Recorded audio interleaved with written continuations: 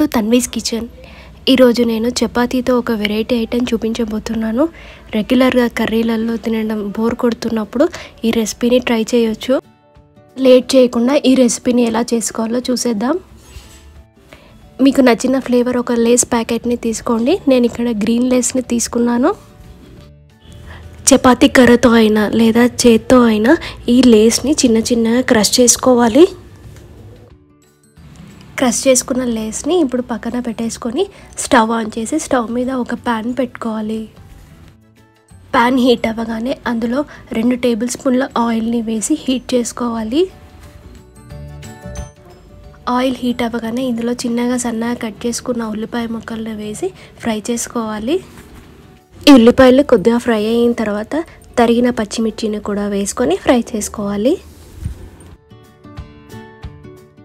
వేసుకున్న పచ్చిమిర్చి ఉల్లిపాయలు మంచి రంగు వచ్చేంత వరకు ఫ్రై చేసుకొని ఇందులో 1/2 టీ స్పూన్ అల్లం వెల్లుల్లి పేస్ట్ని కూడా వేసుకోవాలి.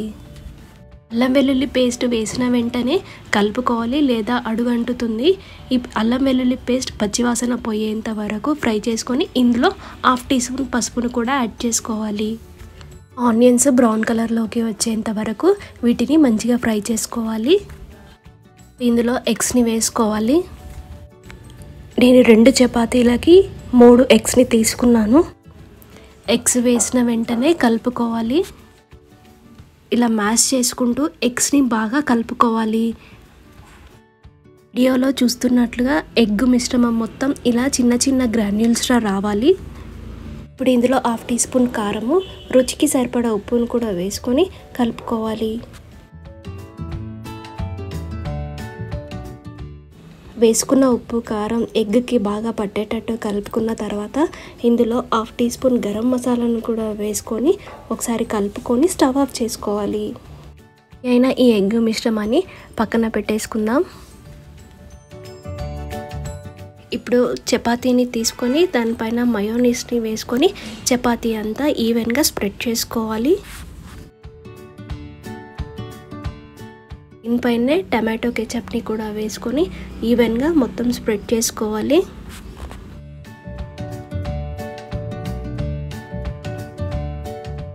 వేసుకున్న ఈ 2 సాస్లను చపాతీ మొత్తం ఈవెన్గా స్ప్రెడ్ చేసుకున్న తర్వాత ముందుగా రెడీ చేసి పెట్టుకున్నాం కదా ఎగ్ బుర్జీని చపాతీకి చివరన ఒక లైన్లా వేసుకోవాలి. ఇలా సైడ్కి వేసుకోవటం వల్ల మనకు చపాతీ రోల్ చేసేటప్పుడు ఈజీగా ఉంటుంది. బుర్జీ పైన కొత్తిమీర తరుగును వేసుకోవాలి. దీనిపైనే కొద్దిగా నిమ్మరసం వేసుకొని చిన్నగా కట్ చేసుకున్న ఆనియన్స్ అలాగే టమాటోను కూడా వేసుకోవాలి.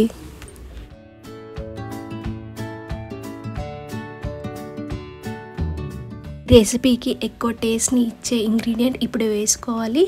అదేనండి మనం ముందుగా క్రష్ చేసి పెట్టుకున్నాం కదా లేస్ని, అది కూడా వీటిపైన వేసుకోవాలి.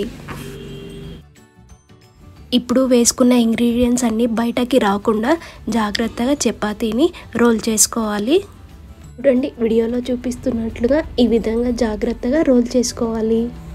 మనకు ఎన్ని కావాలంటే అన్నీ చేసుకొని సర్వింగ్ ప్లేట్లోకి సర్వ్ చేసుకోవాలి. అంతే అండి, ఎంతో టేస్టీగా ఉండే ఈ చపాతీ రోల్స్ని మీరు ఒకసారి ట్రై చేయండి. మనకు చపాతీలు మిగిలిపోయినప్పుడైనా లేదా కర్రీలో తినాలి అనిపించకపోయినా ఈ రెసిపీని ట్రై చేయండి. ఎవరైనా ఇష్టంగా తింటారు.